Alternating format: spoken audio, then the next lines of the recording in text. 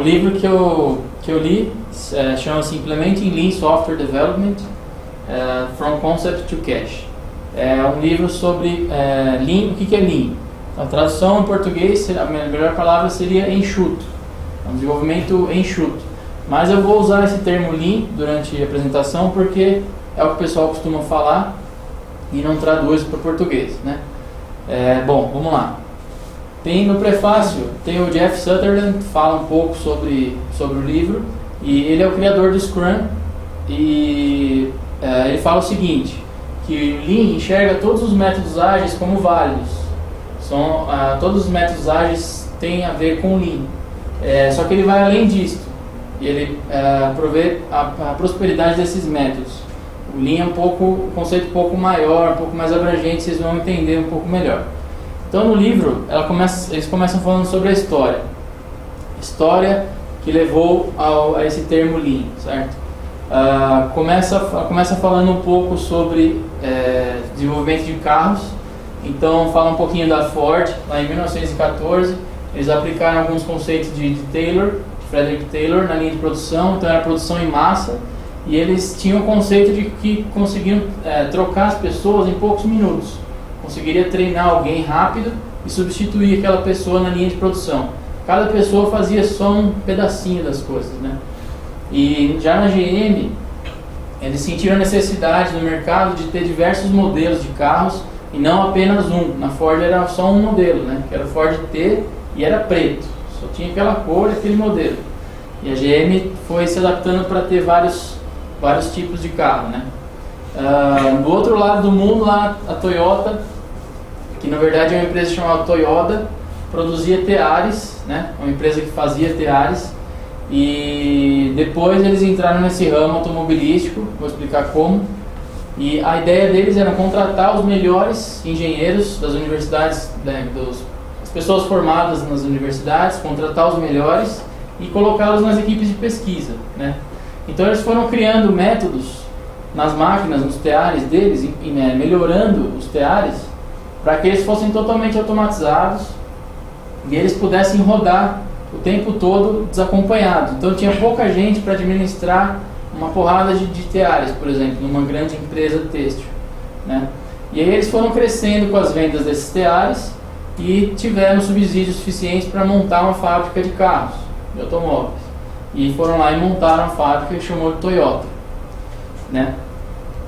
Depois eles passaram por um período de pós-guerra no Japão. Eles montaram essa empresa, mas depois acabou ficando um pouco ruim porque teve a guerra. E depois que o Japão foi se reconstruindo após a guerra, não dava para eles aplicarem aqueles conceitos que eles tinham visto nos Estados Unidos de produção em massa ou de economia em escala, né? Porque eles tinham poucos materiais, poucos pedidos, foi crescendo aos poucos e muita variedade. Os clientes solicitavam um monte de alterações. Então, como é que eles iam trabalhar com uma produção em massa se tinha uma variedade muito grande? Não tinha como, né? Então, o Kiichiro Toyoda, que era lá da família, era o presidente da empresa, ele teve uma visão de que as peças para a produção do carro, eles tinham que chegar na linha de produção just in time, no momento que forem solicitados. E não só na linha de produção do automóvel. Os fornecedores também tinham que trabalhar com um esquema parecido. Então os fornecedores não poderiam ter estoque de peças, porque senão ia quebrar o modelo todo. Todo mundo tinha que trabalhar exatamente na hora que fosse necessário, né? Então as peças elas eram produzidas um pouco antes delas serem necessárias naquela próxima etapa, né? E eles levaram anos fazendo experiências com esse sistema de produção, né? Com essa maneira de se produzir os carros, até que eles chegaram num modelo, numa forma de trabalhar, e depois foi denominada de Toyota Production System, que é o TPS, né? Ele é um sistema que visa a eliminação total do desperdício. O conceito básico, principal do TPS é a eliminação de desperdícios. Então, não ter estoques, né? Tem uma série de detalhes que levam a esse conceito. Então, vou falar um pouquinho mais do Just in Time. Esse exemplo é o que existe no livro, né? Citando o que seria o Just in Time, né? A gente tem um barco aqui, tem a água, certo? E tem umas pedras aqui embaixo. Então, as pedras são os defeitos que surgem no produto, que não são detectados. Quando a gente... elas são um desperdício que custa muito dinheiro. E você só fica sabendo desse desperdício, ou dessas pedras, da existência dessas pedras, quando você abaixa o nível da água. Quando você reduz, você começa a perceber umas pedras no caminho. Você vai removendo esses impedimentos, esses desperdícios. Depois vai reduzindo mais ainda, vai baixando e baixando, até encontrar tudo que está de desperdício. E aí sim você conseguir se livrar daquilo e ter uma produção enxuta, né? Um conceito de just in time mesmo. Esse conceito de just in time foi uma inovação e foi um conceito totalmente contrário ao que existia na época. Ninguém pensava dessa forma, né? Então foi inovador. Então existiu uma enorme resistência por parte das pessoas em se trabalhar nesse modelo, né? Porém, ele é o único modelo industrial que gerencia a complexidade.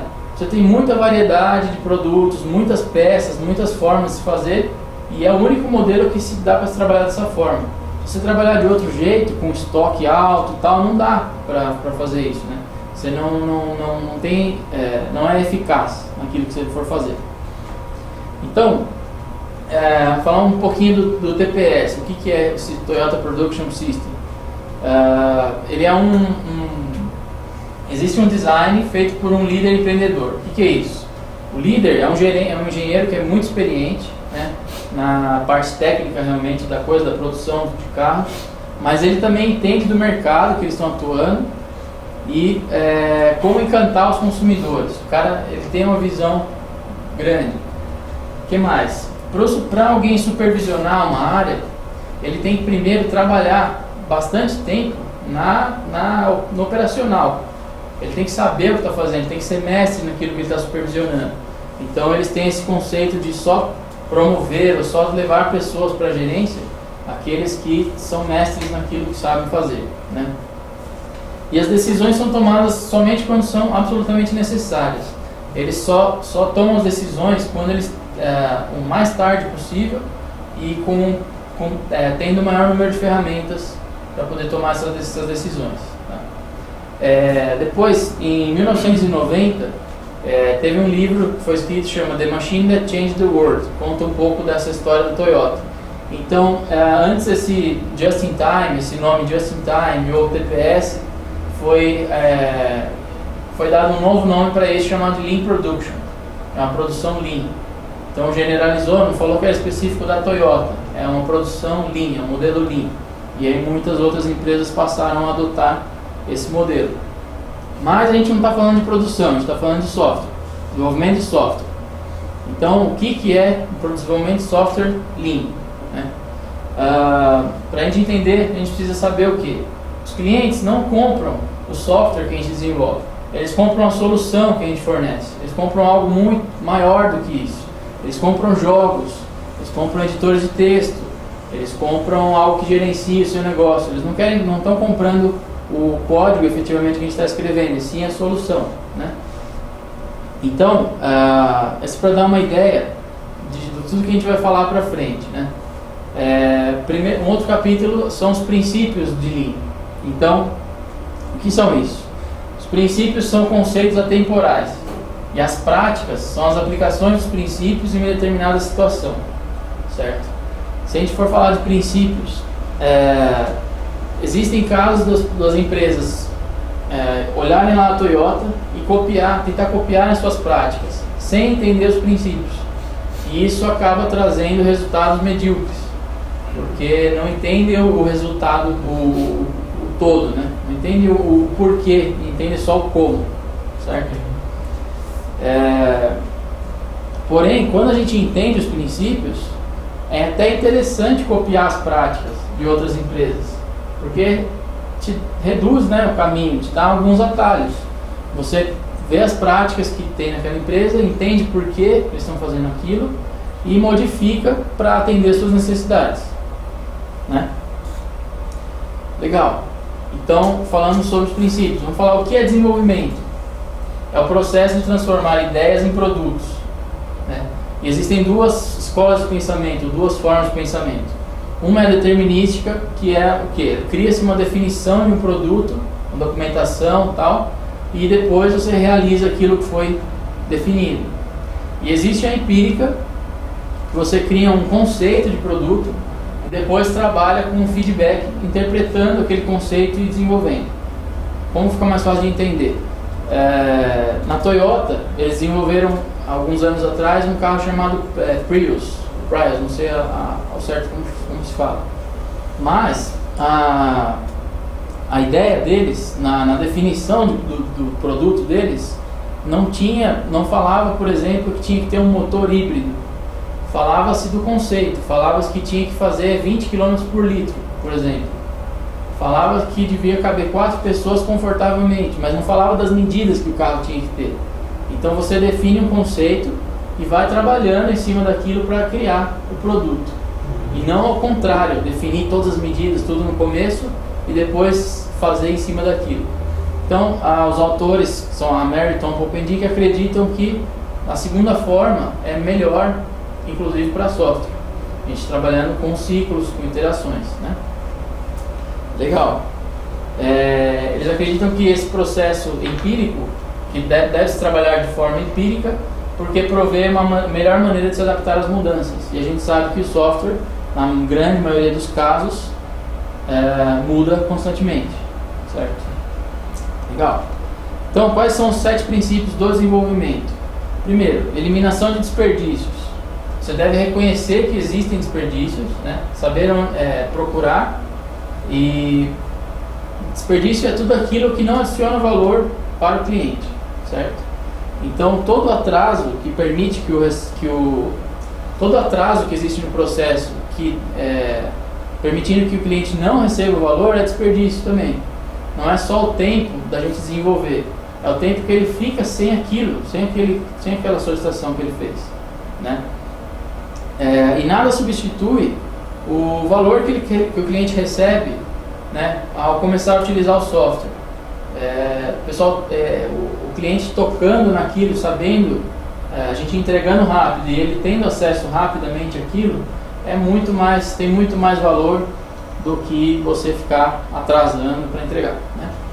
E os clientes não sabem o que eles querem. A maioria das vezes os clientes não sabem, então eles só têm uma ideia do que realmente eles precisam quando você mostra, né? Então você deve estar preparado para aceitar as ideias ou as mudanças que vão surgir depois que você mostrar aquela versão, ok? Legal. Segundo princípio, construa com qualidade, né? Crie código com qualidade desde o início, né? Não teste depois. Você deve, eles falam que uma empresa que trabalha bem, de forma ágil e lean, você nem precisaria de um software para controlar os defeitos, uma lista de defeitos, porque você vai ter muito pouco, você vai ter 1 ou 2 atualmente, todos os dias você vai ter muito poucos. Então, para que você precisa de um software para controlar 2 defeitos, né? Se você tiver muito pouco, você nem precisa daquilo, certo? Então, eles têm um modelo na Toyota, por exemplo, de parar a linha de produção. Quando eles encontram um problema, eles têm lá uma corda, um botão que para todo o trabalho. Eles vão atrás daquele defeito, ver o que aconteceu, encontrar a causa e resolver aquela causa, corrigir imediatamente. E aí depois continua o trabalho e aquilo tem que ficar com numa base de conhecimento para que nunca volte a acontecer novamente, certo? Então, o que eles falam no livro é que o trabalho dos testadores é prevenir que os defeitos aconteçam e não encontrar os defeitos. Então, tem até empresas que são pagas para testar software e encontrar defeitos. E quanto mais defeitos elas acham, mais elas recebem. Na verdade, deveria ser o contrário, né? Quanto menos elas acham, mais elas recebem. Eles deviam trabalhar ao contrário, trabalhar antes, não depois, certo? Mas para fazer isso exige muita disciplina. Então, Lean é um conceito ou uma ideia que onde deve haver muita disciplina. É difícil, não é tão simples assim, né? Então, para isso a gente falou que tem que criar conhecimento. Terceiro princípio, né? Você encontrou os defeitos, você deve manter aquele conhecimento para que não sejam repetidos novamente, ok? E é de responsabilidade do time a melhoria do processo, a melhoria do trabalho deles, né? Não o pessoal que está trabalhando deve saber como melhorar o seu próprio trabalho. Okay. 4. Adie compromissos, que é aquilo que a gente tinha falado antes. Você deixar as decisões para o último momento possível, que é quando você vai ter mais ferramentas ou mais prática, ou mais experiência daquilo que você precisa tomar uma decisão. Esse é um outro princípio. Entregue rapidamente. Eles citam um caso legal, o caso da Sears, que é uma empresa dos Estados Unidos, né, que vende uma série de produtos, e eles tinham um catálogo de venda em que eles atendiam em 3 semanas. O cliente ligava lá, fazia um pedido, e eles tinham até 3 semanas para entregar, era um prazo aceitável. Isso há bastante tempo atrás. Então veio uma outra empresa chamada LL Bean e falou que não, agora a gente vai entregar em 24 horas do pedido. O cliente fez o pedido, em 24 horas ele está na porta. Então eles tentaram vender mais ou menos os mesmos produtos, só que entregando muito mais rápido. Então, o que acontecia na Sears? Você ligava lá e pedia um produto. Aí, como você sabia que ia demorar 2, 3 semanas para entregar, se você ligasse daqui 2 semanas ou 1 semana e falasse, mudei de ideia, não quero mais amarelo, eu quero azul agora. Eles iam, beleza, não entregou ainda, então vamos trocar. Já nessa outra, se você fosse reclamar, se fosse ligar para mudar alguma coisa, falava, não quero mais, eu quero trocar para o azul. E olha ali na sua porta que já está aí, não dá para trocar mais. Então você tem que entregar rápido, né? Então o cliente não tem nem tempo de mudar de ideia daquela solicitação que foi feita. Então existem vários outros casos de empresas, como a FedEx, que fez um overnight delivery, que é de um dia para o outro, né, de noite faz essa entrega. A Dell, que faz a construção dos equipamentos assim que você fez o pedido, então eles têm uma agilidade, né? Mas, e essas empresas que competem no tempo, geralmente elas têm uma redução significativa dos custos, pois eles eliminam bastante desperdício, né? Então eles têm poucos defeitos, entendem profundamente o cliente e eles têm muita qualidade, né? Se você não tiver qualidade, você não consegue fazer isso. Se não tiver qualidade, você vai entregar rápido, o cliente vai reclamar, você vai ter que devolver e vai acabar piorando o processo todo, né? E o trabalho é estruturado para que todos saibam o que fazer, sem precisar perguntar, e resolver problemas sem pedir permissão. Esses são os princípios e algumas coisas que são aplicadas na Toyota, né? O mais importante, na minha opinião, respeite as pessoas, né? Você tem um líder que ele promove o engajamento entre a equipe para se criar ótimos produtos, né? Você tem pessoas, excelentes técnicos, né? E eles citam um caso assim, que existem empresas que podem comprar a expertise da parte técnica, mas eles não terão nenhuma vantagem sobre os concorrentes, porque esses também podem comprar. Então, na verdade, você tem que criar uma cultura de aprendizagem, né, de melhoria contínua, e não ficar comprando essa expertise de fora, né? E o que eles citam é o seguinte: não existe processo que não pode ser melhorado, né? E todas as pessoas devem estar comprometidas em melhorar o seu próprio trabalho, como a gente já tinha falado, né? E esse processo é infinito, não é um processo contínuo, não para nunca. E o 7º princípio é a otimização do todo. Se você faz uma otimização dos locais, de pequenas partes, e não pensa no todo, você vai ter um sistema subotimizado no final. Você tem que pensar no resultado geral e não só nas partes, né? A gente vai falar um pouco de cadeia de valor, vou explicar isso um pouquinho mais pra frente, tá? Bom, falar sobre valor. O que é valor, né? Existe um modelo que foi criado, chama-se modelo de Kano. Vou explicar. O que é esse modelo de entrega de valor? Ele tem três partes principais aqui. Então, o que esse Kano disse? De cara, você tem que satisfazer as necessidades básicas do usuário. Então ele vai estar não vai estar muito contente, porque você só fez o mínimo. Se você aumentar, por exemplo, a performance, né, e, do seu produto, você vai ter resultados lineares e o cliente vai se sentir satisfeito.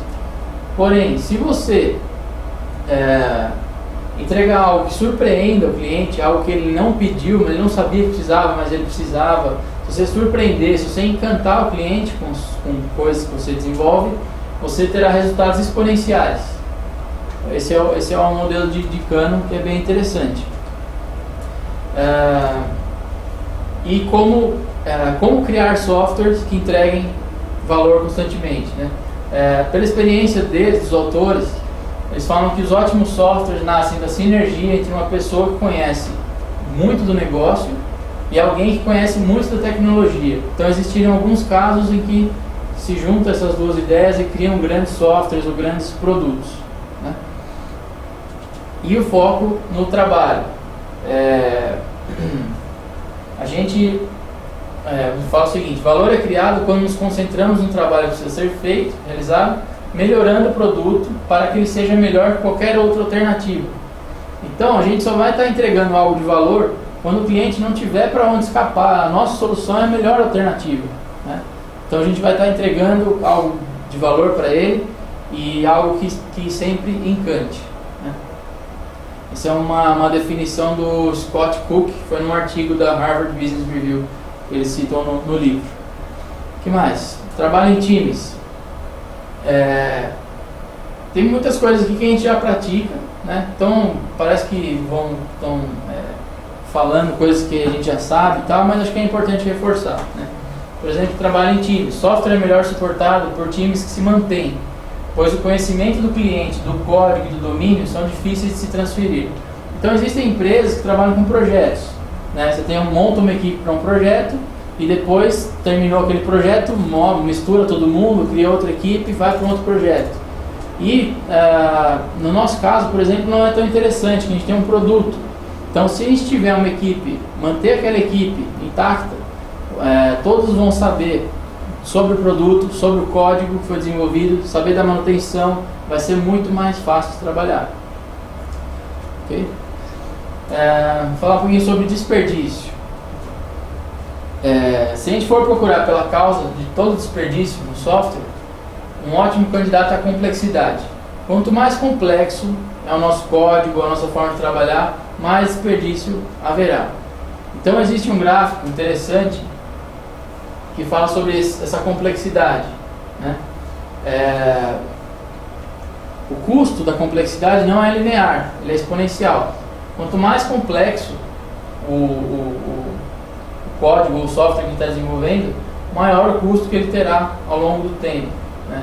E as funcionalidades básicas não, elas vão se mantendo. Então as empresas inteligentes têm como prioridade manter o código simples, limpo e pequeno, fazer só o essencial. Então eles até citam depois técnicas ou práticas para se alcançar esse código simples, limpo e pequeno, né? Cada história ou cada funcionalidade deve ter uma justificativa, né? Você tem que ter produtos com as funcionalidades certas, nem mais nem menos, né? Se você realmente entende o que o cliente quer, você não vai ficar enchendo de coisas que ele não precisa. Então uma causa grande de desperdício são as funcionalidades extras, né? São coisas que você coloca que o cliente nem precisava. Falando um pouquinho de complexidade ainda, se a gente pegar um processo de um cliente, pegar algo que o cliente está fazendo, e a gente simplesmente automatizar, não fazer um software pensando naquilo que está naquele modelo, simplesmente automatizar, a gente está automatizando a bagunça. Se é um processo bagunçado, a gente está automatizando essa bagunça, isso é ruim, né? Então, todo o processo que vai ser automatizado, ele tem que ser esclarecido e simplificado para depois virar o software, né? Então, a gente compara os desperdícios com os desperdícios de software com o de manufatura. Então, os princípios de Lean estão ligados lá com a Toyota, aquele modelo de manufatura, de indústria, mas a gente está falando de software. Então, esses 7 princípios são os que eu vou comentar daqui para frente. Em manufatura, a gente tem o estoque, em processo, seria inventário, e no software seria trabalho parcialmente feito. Sobre produção, ou produzir a mais, funcionalidades extras. Processamento extra, reaprendizado. Transporte, seria transportar as coisas. Transferência de tarefas, handoffs, que seria passar conhecimento de uma pessoa para outra. Eu vou detalhar mais cada um desses. Movimentação, que seria troca de tarefa, trocar de uma tarefa para outra, fazer tarefas em paralelo, desperdício. Espera na manufatura e atraso no software. E defeitos, que seria comum entre os dois, né? Então, o trabalho parcialmente feito é um dos desperdícios no software. Então, pode acontecer... quais são esses desperdícios? Alguns exemplos. Documentação sem código, ou seja, você faz a documentação e nem fez o código ainda, e aquilo até se perde, nem usa mais, desperdício. Código que está em branch, código não sincronizado, que fica muito tempo para a gente voltar ele para o trunk, para a versão master, também é desperdício. Código que não tem testes, e código que não foi instalado, não foi feito deploy, todos eles são formas de desperdício. Então, o nosso objetivo é manter um fluxo rápido e não ficar com gargalos ou filas nessas etapas, né? E a única forma de trabalhar, de evitar isso, é trabalhar em pequenos lotes e trabalhar em iterações. Tá? Então, eu tinha falado de funcionalidades extras, que é algo que o cliente não solicitou. Os autores falam que esse é o pior dos 7 desperdícios, porque você vai criar coisas que ele não solicitou, você vai ter que manter aquilo, sua base de dados, seu código-fonte vai ficar muito maior, então é um problema realmente bem grande, né? Terceiro, reaprendizagem. Redescobrir algo que você já sabia e você esqueceu, talvez a melhor definição de retrabalho no desenvolvimento. Você pode tentar documentar todas as decisões que você tomou, por exemplo, mas é bem difícil que alguém vá lá e consulte aquilo. Então isso também é um desperdício, né? Transferências, handoffs. É muito difícil você transferir conhecimento através de documentos, né? Quando o trabalho é transferido, uma grande quantidade de conhecimento tácito é deixado por trás de quem o originou, de quem está passando aquele conhecimento. Então, como a gente reduz o desperdício? Ou a gente reduz o número de handoffs, ou seja, as pessoas para quem precisa passar, passa para um, que depois passa para o outro, depois passa para o outro, vai perdendo alguns elementos, né? E você discutir cara a cara com as pessoas.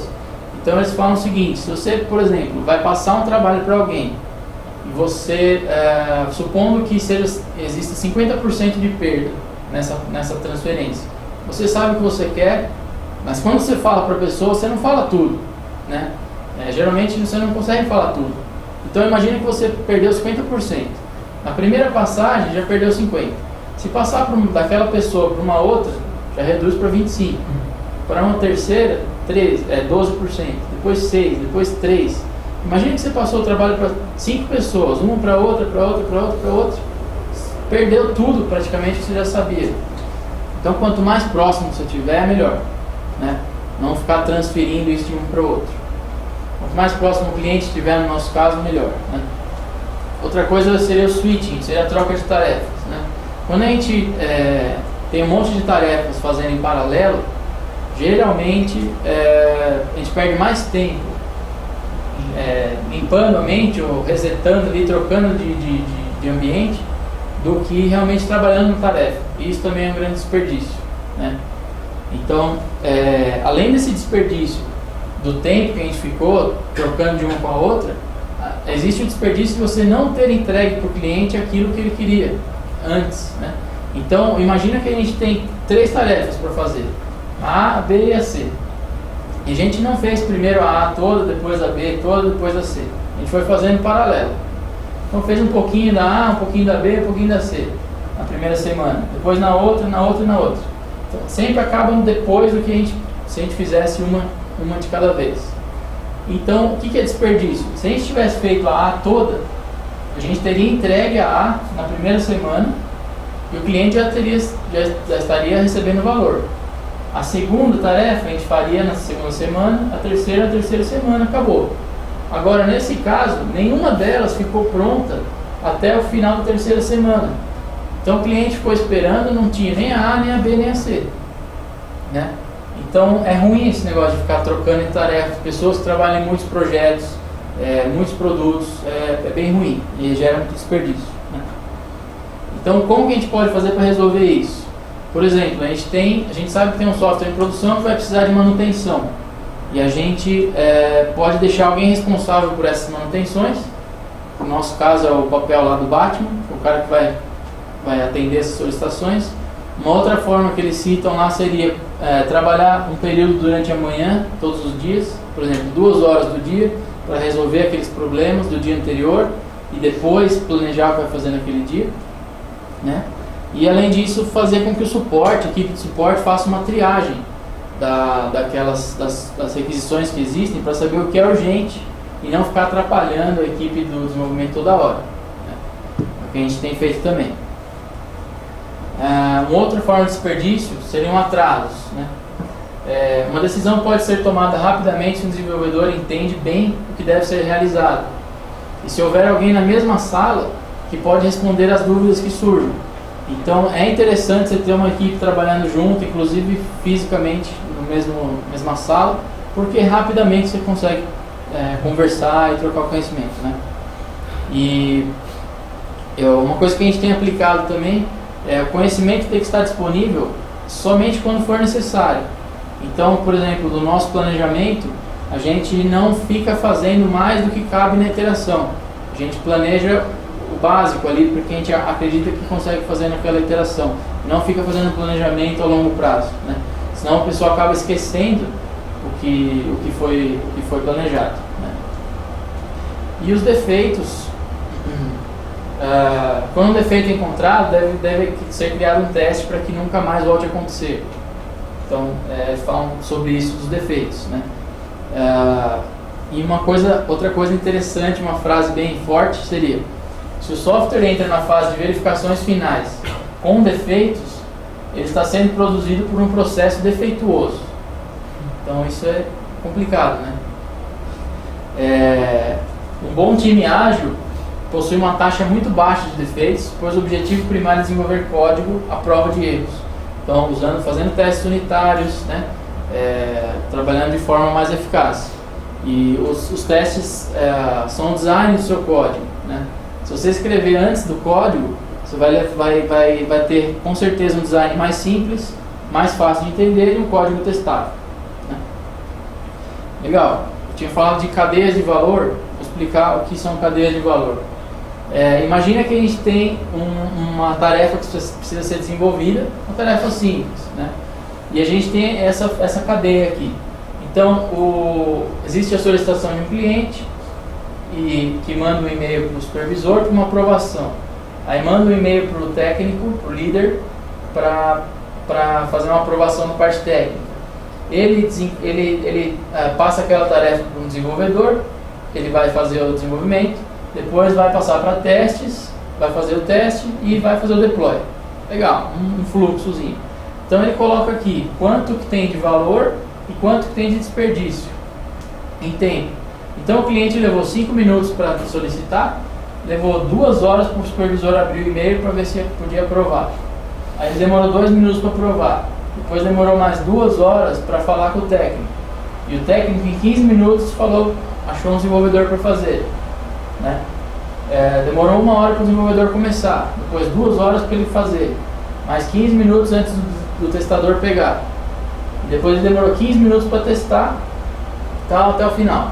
Então aqui é o tempo que foi usado, 160 minutos realmente de trabalho e 325 de desperdício. Isso é tempo esperando acontecer as coisas.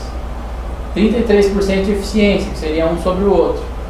E isso é um processo otimizado, né? Por quê? Sempre existe um desenvolvedor disponível aqui para poder desenvolver aquilo, né? Parece que é muito tempo isso, mas na verdade é um processo até bom, né? E a gente tem que identificar quais são os desperdícios através desse fluxo, fazer o nosso modelo, desenhar o nosso fluxo e entender onde estão os desperdícios, né? Geralmente são as filas. Lugares onde tem filas são os desperdícios, né? E os clientes não estão nem aí, não se importam se você tem outras solicitações, se você está ocupado, né? E eles se importam com o tempo que você vai demorar para atender. Então seria esse tempo desde o começo aqui até lá no final. Quanto tempo demora para ter uma resposta, né? Então você tem que fazer aquele mapa e você deve se perguntar: quanto tempo demora para atender as solicitações de um cliente? Desde a hora que ele pede até a hora que a gente entrega, né? E qual o percentual de tempo gasto adicionando valor? E qual seria a eficiência, né? A eficiência do ciclo, que seria aqueles 33%. Como que é no nosso caso?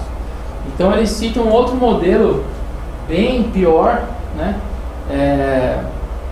Onde todo mundo está trabalhando na sua capacidade total e se tem um monte de filas.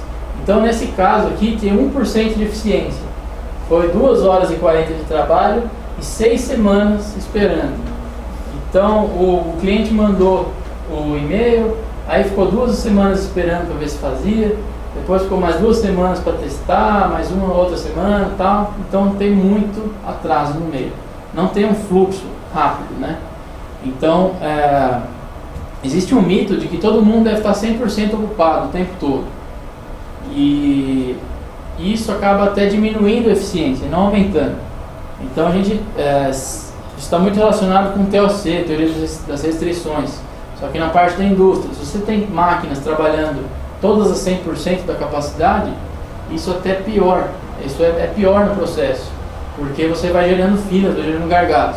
E aqui também, esperou 2 semanas para que o desenvolvedor tivesse livre para começar a tarefa. Então existe um monte de atrasos aqui, um monte de desperdícios, e a gente tem que ir achando onde eles estão e resolvendo, né? Além do mapa que a gente faz atual, a gente pode fazer um mapa futuro, né? E a gente escolher o que está pior primeiro e vamos atacar aquilo, né? E a gente desenha um novo mapa com algumas pequenas alterações, de 1 a 3 alterações, onde a gente pretende estar daqui a um certo tempo, 3 meses ou até 6 meses. A gente desenha esse mapa. Quando a gente tiver resolvido e implementado essas alterações, desenha-se um novo mapa, adressa lá o maior problema de novo e começa novamente. Essa é a parte de desperdício. Depois eu falo um pouquinho sobre velocidade. O que é velocidade? É simples, é a ausência de desperdício. Então você tem um fluxo rápido, contínuo, tem velocidade. Se você trabalha assiduamente para eliminar desperdício, você vai aumentar o percentual de tempo adicionando valor, obviamente, porque você não vai ter mais desperdício no meio do processo. Então você vai entregar mais rápido, provavelmente muito mais rápido. Então a nossa meta seria encontrar os lugares com desperdício, desenhar aquele mapa, encontrar os desperdícios, né? E aquele processo do início até o fim, a gente tem uma medida chamada tempo de ciclo, né? E em Lean, ela alerta quando algo está indo mal, né? Fala o seguinte: um processo ótimo é aquele que transforma a necessidade do cliente em valor, em uma cadência confiável e frequente. Então, se a gente tem um tempo de ciclo que a gente mede, na média, não o tempo de cada tarefa, mas o tempo na média, a gente consegue ter uma ideia de como a gente está evoluindo. Se a gente demora 1 semana para entregar alguma solicitação que o cliente faz, ou um dia, ou um mês, ou um ano, não sei, na média a gente tem esse tempo de ciclo, e se a gente for reduzindo isso, é uma boa medida para o Lean, né? Fala um pouco também de variação e utilização. A utilização seria aquele conceito de que todo mundo está ocupado o tempo todo, não tem ninguém aguardando. Isso é ruim, porque se você trabalha com lotes pequenos de trabalho, você tem pouca variação e você tem utilização baixa. Como posso explicar isso? Se você tem muita gente trabalhando em muitos lotes grandes de trabalho, você vai ter muito tempo de espera para ter alguém livre para fazer uma tarefa. Seria mais ou menos isso, que nem a gente viu naquele desenho. Você tinha todo mundo ocupado, então teve que esperar 2 semanas para ter alguém livre para começar um trabalho, tá? Então a gente tem que se concentrar no fluxo, né? E aí a gente vai atingir uma boa utilização do pessoal. Como que a gente reduz o tempo de ciclo, né? Se você tem grandes filas, você tem um backlog grande, geralmente ele é irrealista e algumas coisas ali são desnecessárias. Então eu falo o seguinte: faça-se uma pergunta: quantas coisas nessa fila nunca serão desenvolvidas? Seja honesto e corte, não vai ser desenvolvido, corte da lista. Depois, beleza, quantas sobraram? E aí faz uma análise de Pareto em cima daquilo, que seria o seguinte: você dá uma nota de 1 a 5 para aquelas tarefas, sendo 1 menos importante e 5 crítico. Depois você pega todas que tiveram nota 4 ou 5 e mantém, e as outras você tira, corta fora também, que seria aqueles 20% mais importantes. E aí não se preocupe, se tiver coisas que realmente são importantes, elas vão voltar, né? Se o cliente vai precisar realmente, ela vai voltar. E aí você reduz aquele backlog e você tem só aquilo que é realmente necessário desenvolver, né? Você tem que minimizar o tamanho dos releases e dos pacotes de trabalho, das formas de trabalho, né? É difícil e requer bastante disciplina, né? Porém, se algo é difícil, faça frequentemente, que você vai sair muito melhor naquilo. É uma dica que eles dão, né? E a cadência disso, desses releases ou dessa forma de trabalho, deve ser curta o bastante para que os clientes possam esperar até o fim da alteração para solicitar mudanças. Ou seja, você tem uma iteração do tamanho exato, o cliente não interfere naquela iteração, não solicita mudança, porque ele pode aguardar o fim da iteração, e ela é grande o bastante para que permaneça estável. Então, varia muito de empresa para empresa qual o tamanho da iteração que se deve utilizar, né? O próximo capítulo é sobre pessoas, né? Lean é um sistema de gerenciamento que cria pessoas engajadas em qualquer nível da organização, de uma empresa, e particularmente na linha de frente, né? Eles falam o seguinte: se você implementar todos aqueles princípios de Lean, que são os 7 princípios, exceto um, que é o respeito pelas pessoas, você só vai colher uma parte do que o Lean pode oferecer, né? Você colhe todos os 6 princípios menos respeitar as pessoas. Se você implementar só esse princípio, respeitar as pessoas, você vai permitir que elas descubram melhores formas de trabalhar e aplique os princípios restantes, os outros 6. Então esse é o mais importante de todos, respeitar as pessoas, certo? Então tem uma frase legal do Edward Deming, que fala que a proposta de uma empresa não é ganhar dinheiro, é deixar os clientes tão satisfeitos que eles queiram continuar a comprar seus produtos. Então é interessante, no nosso caso a gente presta um serviço, né? E a gente precisa continuar mostrando resultado para os clientes a todo momento, para que eles permaneçam com a gente, né? Passei. Iniciativas Lean de sucesso devem ser baseadas em um profundo respeito por cada pessoa, especialmente aos mais comuns, que realmente fazem aquele trabalho acontecer.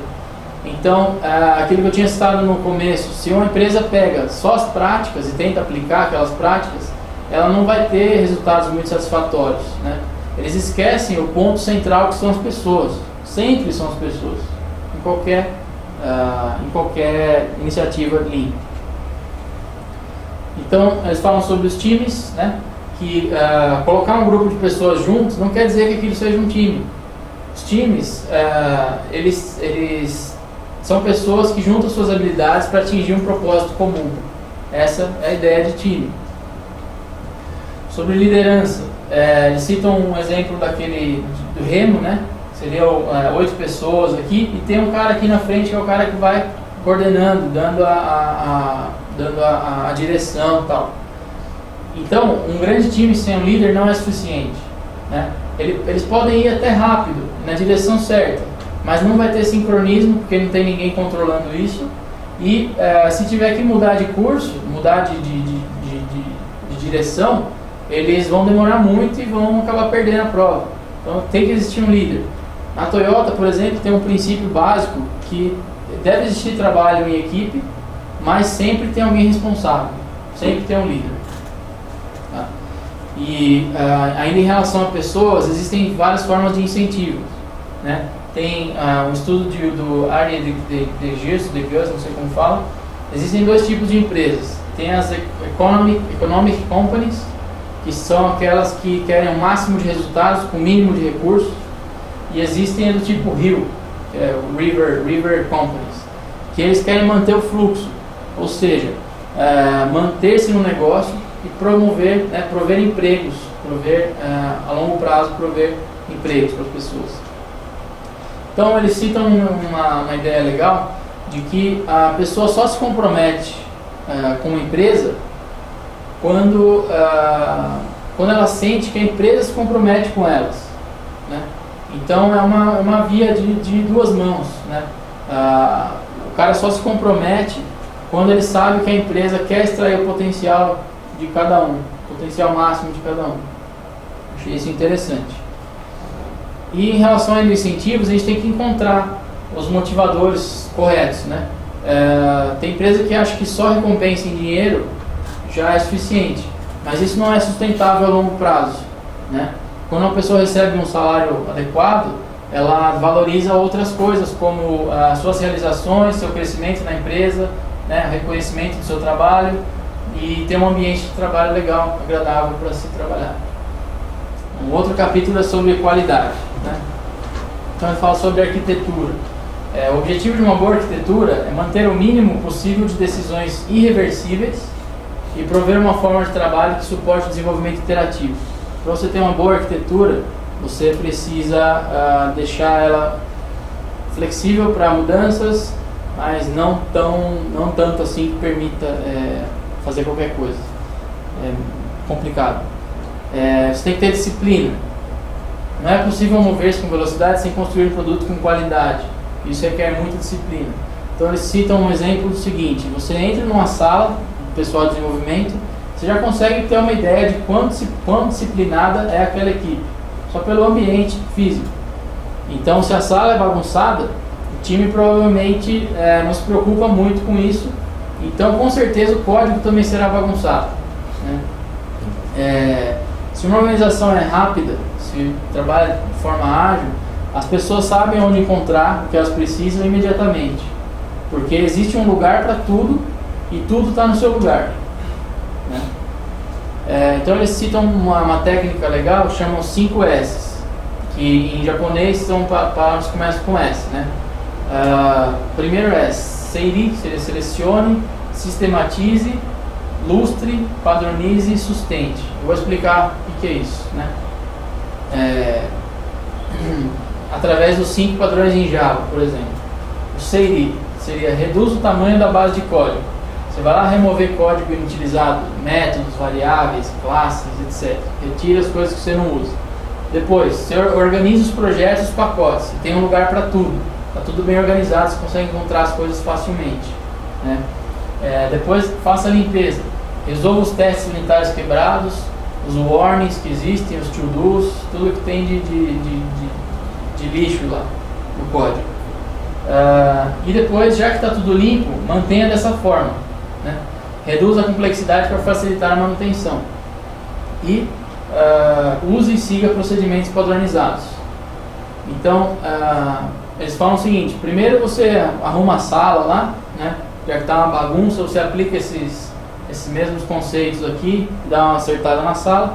Depois você arruma o software, né? Você aplica esses conceitos e conserta o software. Fala um pouco sobre padrões em relação à qualidade, né? Eles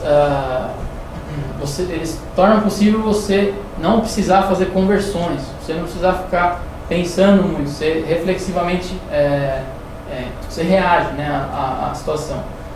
E uma infraestrutura padronizada com uma arquitetura comum reduz a complexidade e, consequentemente, o custo. Então, se a gente sabe disso na prática. Se a gente tem diversos frameworks, diversas formas de trabalhar, a gente vai aumentando a complexidade. Se a gente tivesse algo padronizado, seria muito mais simples de se manter, né? Em Lean, os padrões são vistos como a melhor forma de se fazer um trabalho, né? Mas, como a gente sabe que sempre existe uma nova forma de se fazer o trabalho, a gente tem que incentivar, encorajar as pessoas a desafiá-los. Então, é um padrão? Mas existe uma forma de fazer melhor? Sim. Então vamos mudar o padrão. Não tem problema, a gente está sempre procurando formas melhores, né? Revisões de código. A gente pode usá-las para reforçar padrões. Desculpa. Se a gente utilizá-las para reforçar padrões ou encontrar defeitos, seria desperdício. Elas servem, na verdade, para a gente ter um desenvolvedor que está começando a trabalhar com outro, para a gente poder ensiná-lo e ele ir pegando a experiência de trabalhar em equipe, né? E para tentar simplificar o código, encontrar repetições, encontrar práticas que ele não está aplicando legal, né? Então, uma forma para se fazer isso é trabalhar em par. Você cria sinergia, né? Duas pessoas trabalhando juntas frequentemente vão entregar código testado e livre de defeitos, uma quantidade maior do que cada um produziria individualmente, separadamente, né? E uma dica que eles dão é: se você trabalhar em projetos de open source, contribuir em projetos open source, você vai ter bastante feedback daquele trabalho que você fez e vai aprender bastante rápido. Então é uma dica, contribuir com os projetos open source para aprender a trabalhar melhor, a programar melhor, né? Fala de sistemas à prova de erros, né? Fala assim: equívocos não são culpa daqueles que os cometeu, mas do sistema que permitiu que fossem cometidos, né? Em software, tudo que pode dar errado, geralmente, eventualmente, vai dar errado. Então a gente tem que prevenir que o cliente ou quem estiver utilizando o software cometa erros, né?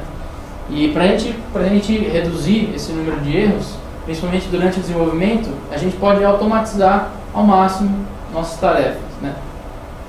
Então, principalmente as tarefas de rotina, tarefas que são feitas diariamente, pode automatizar, e até tarefas que são esporádicas podem ser automatizadas, né? Em relação à qualidade, eles falam bastante também de TDD, né?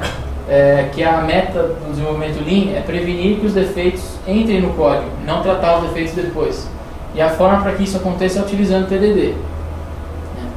Então, existem diversos testes que podem ser feitos. Então, testes unitários, que a gente já conhece, testes de aceitação, que identificam a intenção do negócio, testes exploratórios, que seriam, a gente testar várias formas para encontrar resultados inesperados, né? Testar várias combinações de coisas para tentar encontrar problemas. E existem testes que são não funcionais, com tempo de resposta, escalabilidade, etc. E no último capítulo eles falam sobre a jornada, ou por onde começar com uma implementação de Lean, né? Então eles falam onde você quer chegar, né? As organizações que desenvolveram a capacidade de aprender e se adaptar são aquelas que sobreviverão. Elas devem ser centradas em pessoas, né? Existem, por exemplo, empresas farmacêuticas que tiram as pessoas e começou a fazer combinações de remédios, só que tirou um fator muito importante, que são as pessoas. Começou a ficar pior, na verdade, não melhorou o processo, porque você tirou a capacidade de se modificar ou de adaptar o processo, né? Pessoas pensam de forma diferente. Então eles comentam em que você realmente acredita sobre as pessoas, né? Não tem muito a ver só com software ou técnicas ou práticas, tem a ver com pessoas, né? Então o que eles citam é o seguinte: você acha que a documentação que todos seguem é o caminho para a excelência? Você criar um monte de documentação e todo mundo seguir aquilo é a melhor forma, né? Ou você acha que as pessoas devem decidir o que elas devem fazer, ao invés de um gerente estar mandando o que fazer, né? Então tem que mudar alguns conceitos, alguns paradigmas que existem em muitas empresas por aí, né? Então é difícil de aplicar esses conceitos, essas práticas, sem mudar a cabeça, sem pensar nas pessoas, né? Então, uma frase legal foi essa: você deve acreditar que não há melhor forma para atacar os problemas do que treinar as pessoas, fornecer ferramentas para que elas mesmas os resolvam e melhorem o seu processo. A gente acredita bastante nisso também, né?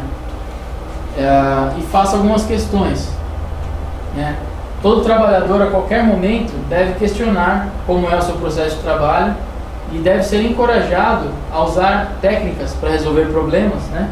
Para testar as novas ideias e implementar aquelas que funcionarem.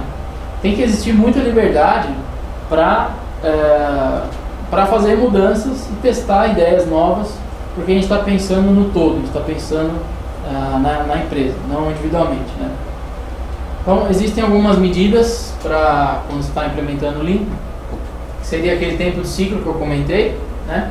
Quão rápido você atende o cliente de forma repetida e confiável, como são as entregas, o retorno financeiro, o seu software está trazendo retorno sobre o investimento para o cliente, está entregando valor para ele, isso é uma outra medida. E satisfação do cliente, ele recomendaria o seu produto para outra pessoa? Então, respondendo a essas perguntas, você sabe o quão próximo você está